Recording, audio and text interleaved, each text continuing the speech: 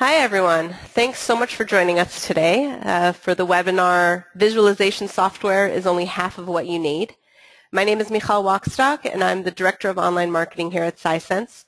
I'm thrilled to have so many people attending the webinar today. It's clearly a topic that resonates with so many of you, and I think that you'll find this webinar will give you the answers that you're looking for. Our presenter today is Evan Castle. He's a product manager here at Sisense. He'll present the difference between what a data visualization tool provides versus a full-stack BI tool. I just want to introduce a few housekeeping items. First of all, the webinar will be recorded and sent to you after the session is over, along with an accompanying white paper that discusses the topic more in depth. You're all on mute, but feel free to send over questions as they come to you, and I'll pass them on to Evan to answer, either during the session or right afterwards. If we don't get to some of the questions, don't worry about it. We'll get them answered offline, so you can feel free to send as many as you'd like. I'm going to start with one more poll to get a feel for what the audience is like. If you could take a second to respond, and then we are going to get started with this webinar. So the current poll is, are you currently using a data visualization tool?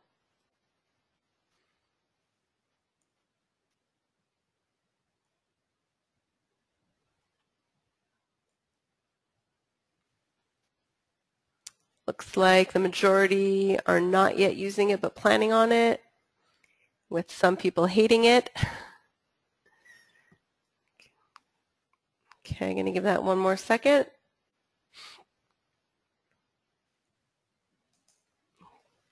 Great. So without further ado, I'd like to pass the mic over to Evan. Evan, take it away. Okay, great. So thank you everybody for joining us today. What I'm going to start off with is just giving you a quick overview of what we're going to be discussing today. The format of today's webinar is going to raise a few challenges that are related to visualization software and explain a little bit about how Sisense addresses these challenges.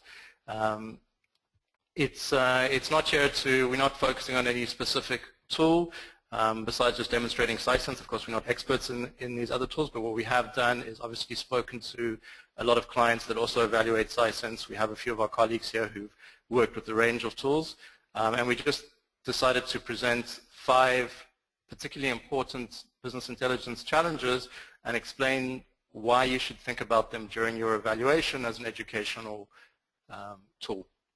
So we're going to be looking at 5 issues. The first is looking at joining different data sources. The second is talking a little bit around challenges of preparing data.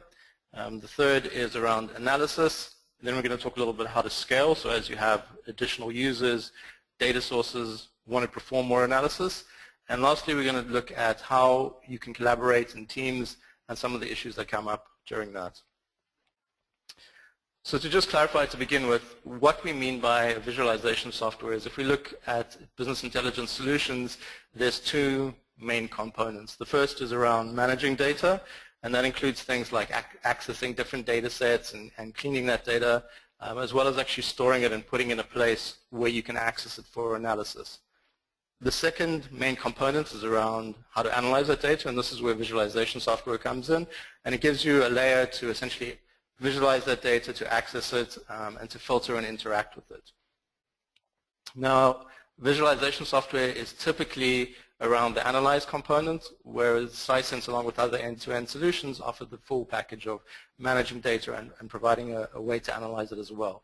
Some of the confusion comes in because certain visualization software does provide somewhat of a like layer to structure and to access data, and we're going to talk about some of the challenges that come in over there.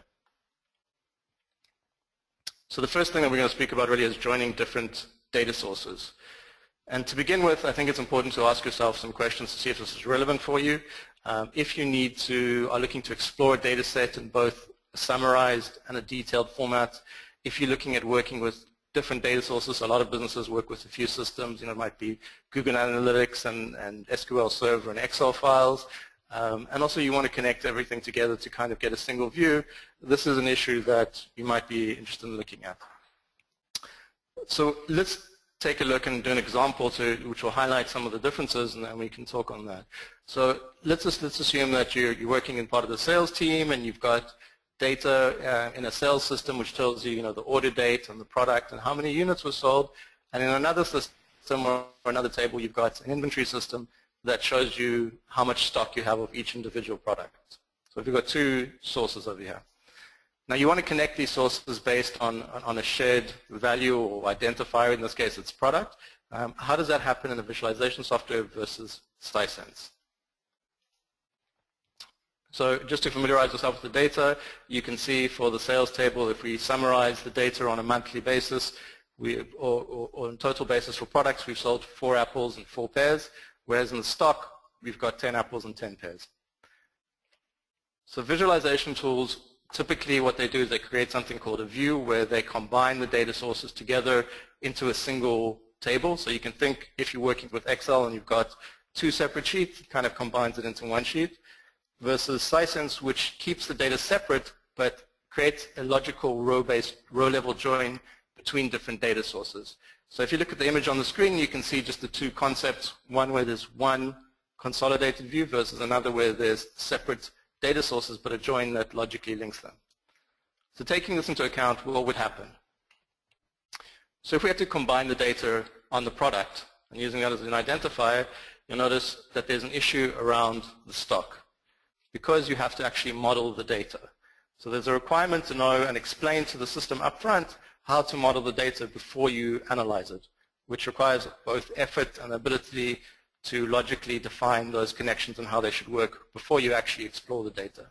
So in that case, if we have to just do a simple join without modeling it, what's going to happen is you're going to see that the units sold is correct. We sold 4 apples and 4 pears, but there's going to be an issue with a simple connection based on stock, which is going to duplicate the values.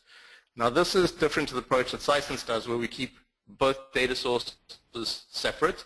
So we've got the sales data and the inventory data, and we keep it in those separate tables, but we create a logical join between the products. And what this enables you to do is it's instantly going to get you the correct result. So this saves you a lot of time both in modeling, and it enables you to explore the data without having to put a hard join in front before you actually start working with it. So let's take a look at what we can do with this. We're going to do a demo of mashing up multiple data sources in Sisense.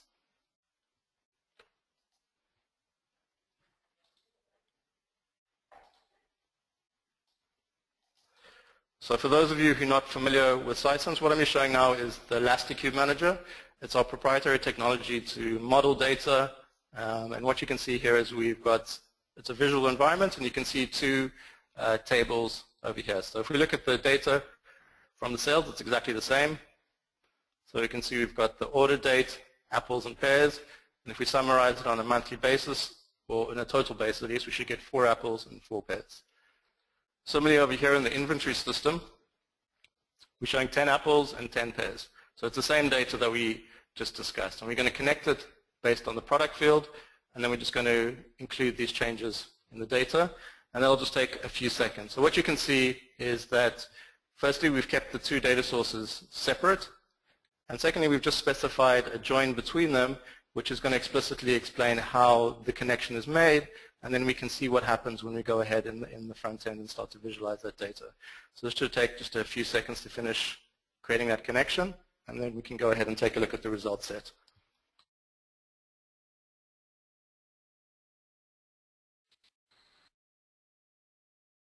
Okay, so we finished, and now we're going to open up a dashboard. This is just opening up in our web browser. Bear with me.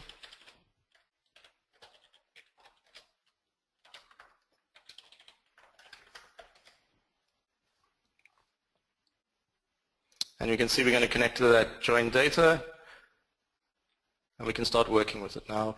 We can see the 2 separate tables over here, inventory and sales. I'm going to choose the product field. And the first thing I'm going to do is going to do a sum of stock. And then I'm going to go to our sales table and do a sum on the units sold. And you can see now we're getting the correct result. So if I include this table, we can see apple, pear, 10 units in stock, 4 units sold. So this is very important because oftentimes these modeling challenges come up, and it's a big difference between the way that you work with data where there's a logical layer to connect everything versus an environment where maximum you're just creating these aggregated views, which requires modeling and effort, and also thinking up front about how you want to explore the data. So let's move on from here.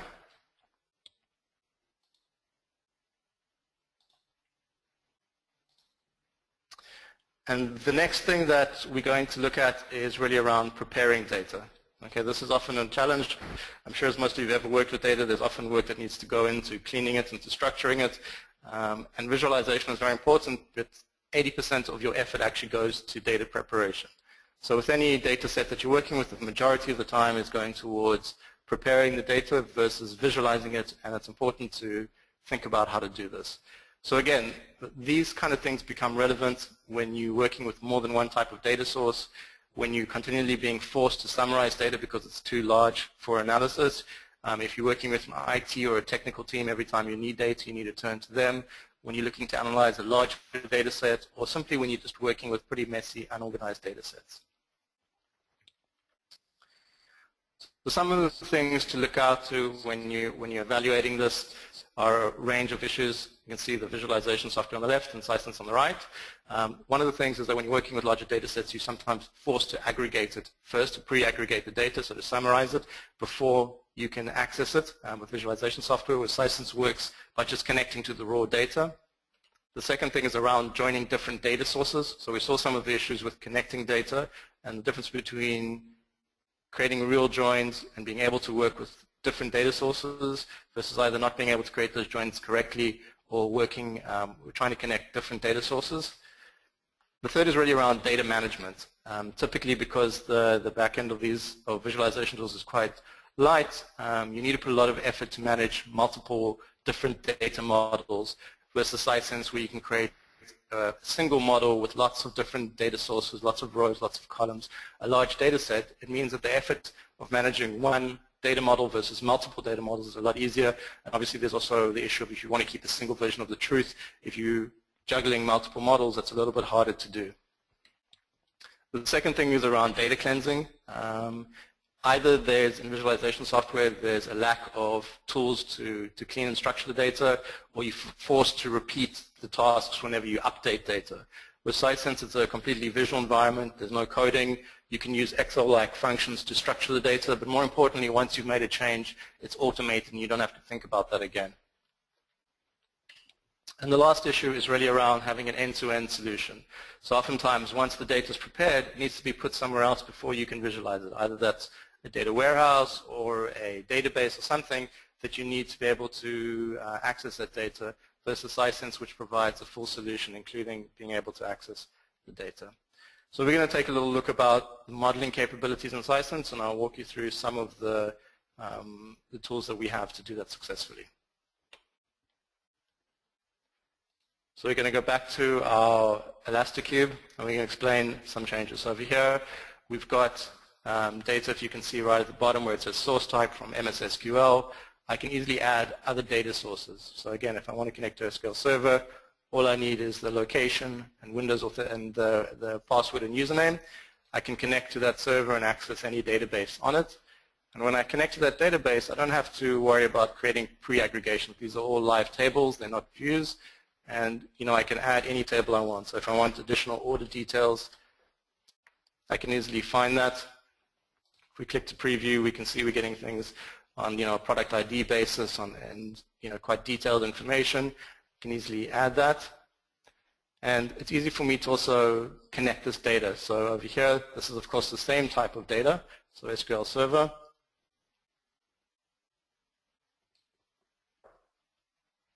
Let's connect on sales order ID. I can easily connect these two data sources and then I can mash up data from either of them. But in addition, I can actually add any other data source and connect it. So everything is standardized here. I don't have to worry about standardizing any other data. So if we take an Excel file now, I can easily add that over here. And then if I want, I can easily just connect that up again. So over here, we've got two separate data sources that we're accessing. One is Excel. The other is MS SQL. So obviously, you can add more as you require. But just the importance of being able to combine different data sets together to being able to access raw data. The other thing relates to how we can structure this data. So let's say I need to adjust some of the fields or add a new field in this table. can easily do that. If we edit it, we've got a whole bank of functions here, similar to in Excel, how you have different kinds of functions that you can use for adjusting text, mathematical functions, date and time, logical functions. And if I want, I can just take out the day of the week from a particular date field that I'm interested in. And just to show a preview of this result. So over here we've added that new field, and we can see it's extracting from the modified date which day of the week it is. So over here we can see it's changing as it goes along. And if I save this, every time the date is going to update, it's going to run this logic on the new date and create an output. So I don't have to worry about that as data updates accordingly. The other thing, and we kind of showed earlier on, is it's an end-to-end solution. So I'm connecting to this directly. If I want to work with the data, I can simply connect to the Elastic Cube as opposed to having to buy or purchase a third-party system to access the data. And over here we can see I've got the sales order details, and the sales header data that I can begin to work with. And lastly, one very important feature, as I said, these models can be simple, but they can also be quite complex. So over here I've just got an example of a model in Sisense.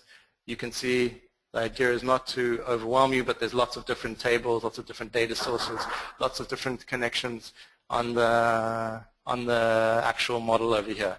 So you can really, in a single model, make it very varied, provide data for different teams as well within a model, and it makes it easy to manage data in a single environment as opposed to having lots of different models that you have to manage.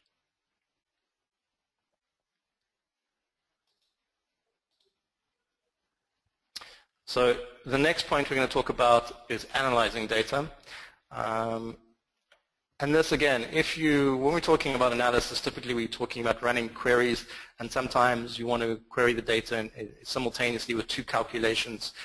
If you want to see data in a summarized or a detailed view, it's important to consider something quite simple about how many calculations you can perform at one time.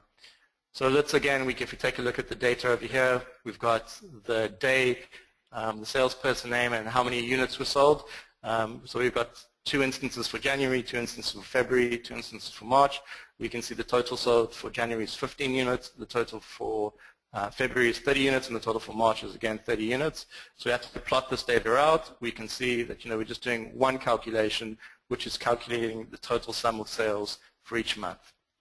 However, if we want to maybe take a look and say, okay, what we're interested in really is, instead of the total sales, we want to see how much we sell a day. So the average daily sales, then that requires a few more calculations.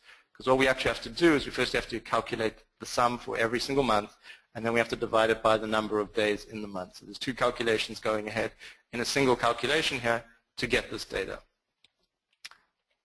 So what happens with visualization tools is typically you have to summarize the data on 2 levels, one for a monthly view, and then you can perform the average, or you have to deal with one view of the data. So you can't get both the summary and the detailed view of the daily basis. So it typically, one table will result that you can only do one calculation at a time, although you can have multiple calculations separately. Within the same query, you can only have one. With Sisense, it's in the same table we have the ability to perform multiple calculations, so you can create complex custom formulas on the data, and this enables you to analyze the data on a more granular and summary level simultaneously. So let's take a look at how that pans out in Sisense. So over here we've got 2 views of the data, actually, because I want to give 2 examples. They're the same data in each case. So if we look at this over here, we can see, again, for January we sold 15 units, for February we sold 30 units, and again in March 30 units, and there's only 2 instances or 2 counts of days that we sold in for each month. In addition, I created the same data, but I wanted to show you how important it is, because sometimes you want to perform these calculations between 2 separate tables.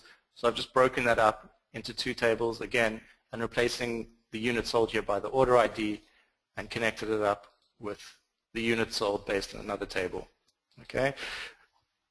Let's take a look at how this works now. So again, we're going to connect to that analysis data.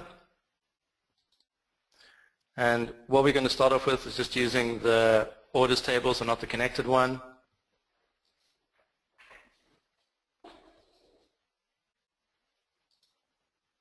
So we're going to select the month and then just do a sum on the units sold. And we can see we're getting the same result here. Okay. I can also do the same calculation using, again, the order data, but we can do a more complex calculation where we're doing two summaries simultaneously. So in this case, the first summary is going to calculate an average, and we're going to base that off another calculation which looks at the units sold. But we're going to segment that so it shows only on a daily basis. So we can take the order data over here and take day. So there's two calculations. The first is the summary of the total sold on the month, looking at it broken on a daily basis, and then averaging it out. So if we do that, you can see we're getting the same result here. We've used the same data set, but we've performed multiple calculations. So you're not limited to two assistants. You can do several calculations within the same formula, and it means that you don't have to worry about summarizing data before you have to use it. Just lastly, to show you can get the same result if you're working with combined data sources. So in this case, we're going to look at the Excel data. And lastly, we're going to do the same calculation over here.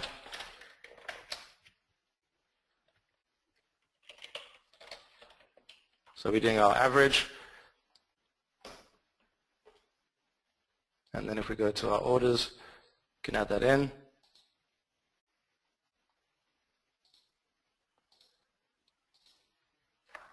And again, you can see even when you're combining data sources, it gives you the ability to create multiple calculations. So again, it's something simple, it's not something obvious, but it's really important to be able to evaluate this data and be aware of these slight differences.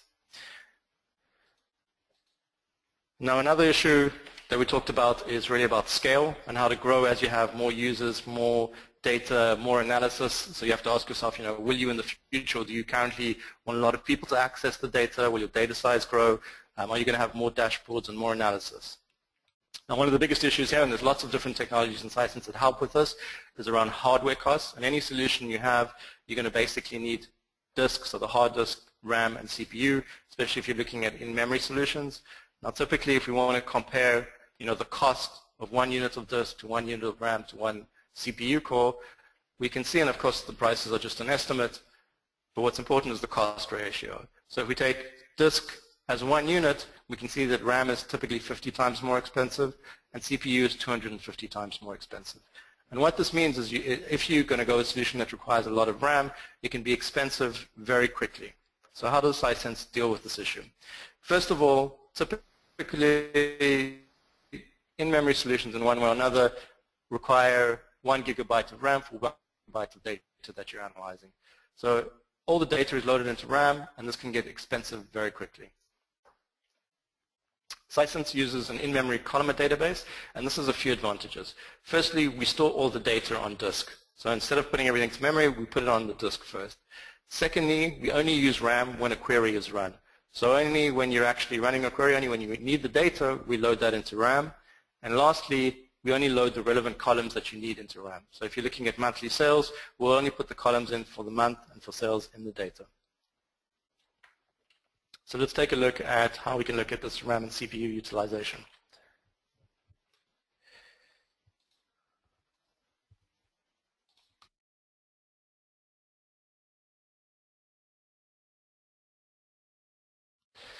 Okay, so let's take a look at two things. The first is I'm going to show you a cube that we have over here.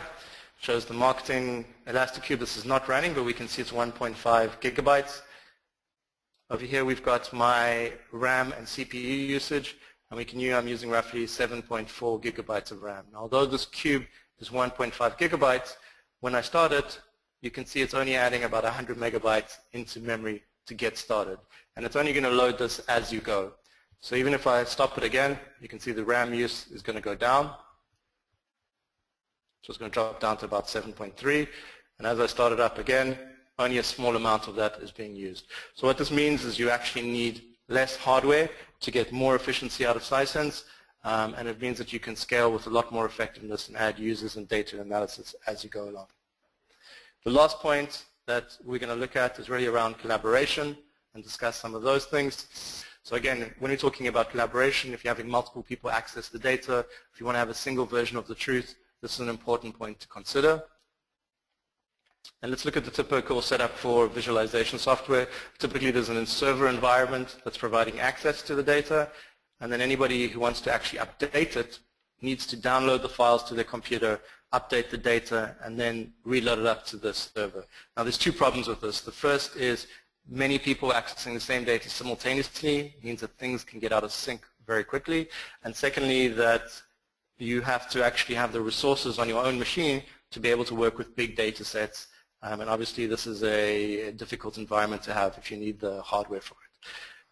With Sisense, we also have a server environment, but everything is actually done on the server. So accessing, update, and managing to the single location means you can just have one single server that has enough power to actually work with the data, and it makes it a lot easier to manage and access the data.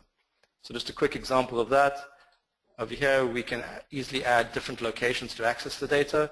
So I can set up a remote server. And again, I just need to enter the address of it. And I'll be able to access all the cubes from that machine. What this means is that I can easily edit it, but as soon as I want to change the, if I want to change any of the data, I don't have to do it on my own machine. So although I can view it and see all the data in the ElastiCube from another machine, if I want to make changes to it, that's fine as well, but I can commit those changes to the server as opposed to having to do it on my own machine.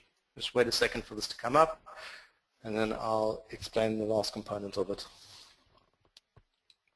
So over here we've accessed that cube. I can easily come here and add a new file from my own machine. So if I want to add the sales file, I can go ahead and add that, and just connect it up. But if I want to make those changes, I don't have to do it on my own machine. So you can see the server that I want to make those changes to. I can do it on my own machine, but I can also choose the remote server. So in both instances, I'm doing everything actually on a single environment. It means that I need less resources and also that I can easily sync with the data.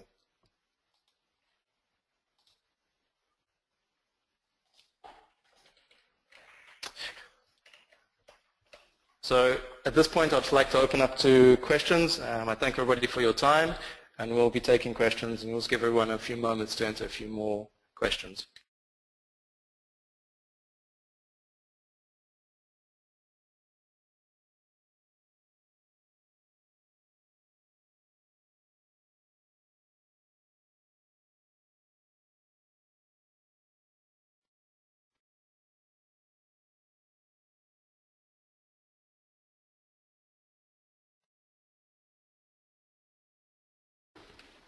Okay, so just to answer some of your questions, somebody wants to know if you can use the Sisense to manage and prepare the data and another tool to visualize the data. We do have a plugin to actually export the data from the ElastiCube into CSV. So some of our clients have been using R or other tools, can easily connect to that data and use the ElastiCube Manager as a staging environment. We've also had clients who developed their own export to TDE files to use with other tools. So there is that ability to use Sisense as a back-end solution to the data.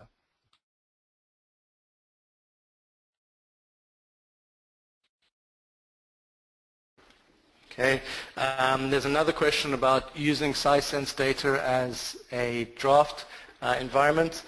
Secondly, firstly, you can export the data and keep separate versions of the model. So if you want, instead of having to you can have a testing model of the data and a production model of the data, and you can work on each separately, and then only once you're ready you can commit it to a specific server. We typically sell also Sisense with two instances, so one can be used for a production environment, another can be used for a server environment, for a testing environment, sorry. There's another question in terms of the size of data that we've worked with in Sisense. Typically our clients are working with up to, on average, 100 million rows of data and terabyte scale data, but there's a lot of clients that also work with hundreds of millions of rows of data, and those that even work with billions of rows of data. The typical range is anywhere between a few million to a few hundred million, but we have projects that we also run for billions of rows of data, and that's also something that we can deal with and look into address.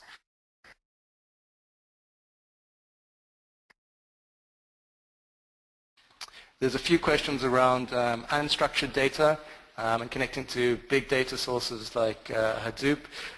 Typically, the NoSQL database we connect to is MongoDB. We have a provider that we recently released to connect to that data. Being a columnar database means that we have a very good environment to be able to access data from Mongo and work with it. In addition, we can work with data from a Hive directly and use that if you are using a Hadoop environment.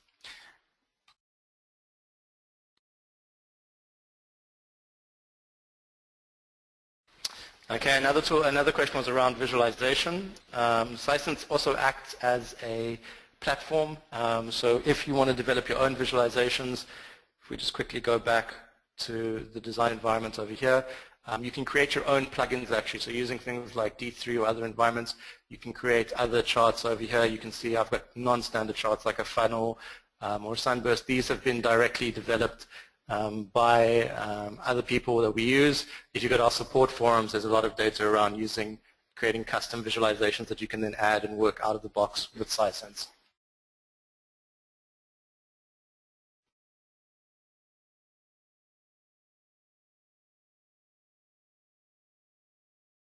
Okay, there was another question around scheduling and synchronizing the data.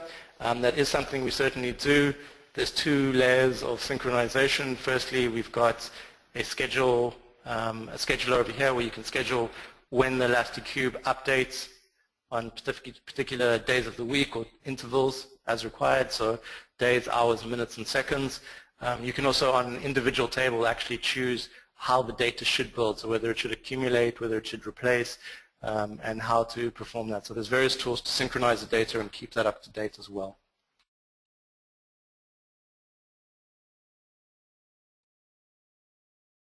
There's a lot of questions around using Sisense either as white label or integration.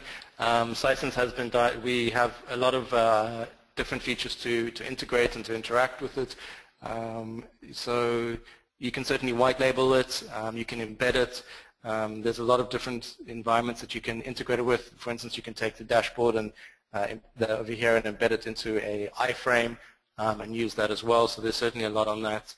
And if you do have any questions, I'm sure any of our account execs will be happy to address those in detail.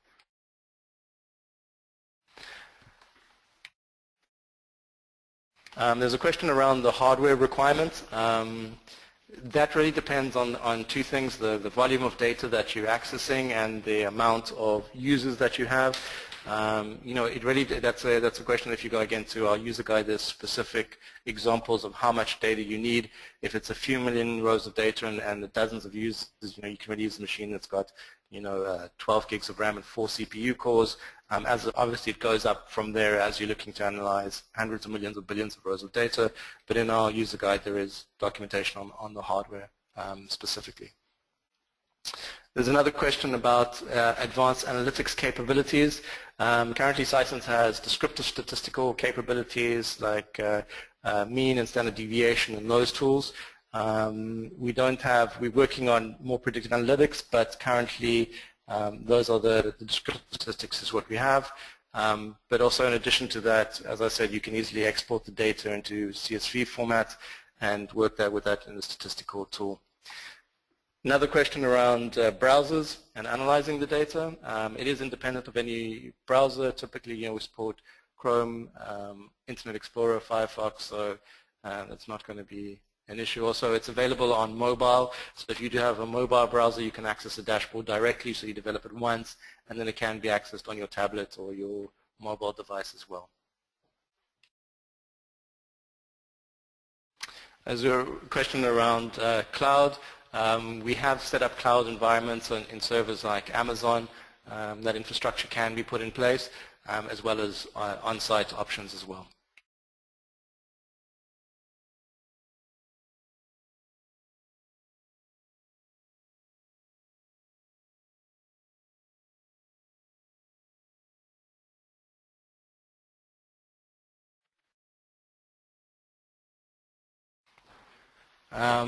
There's other questions around being able to offer how the dashboard is refreshed.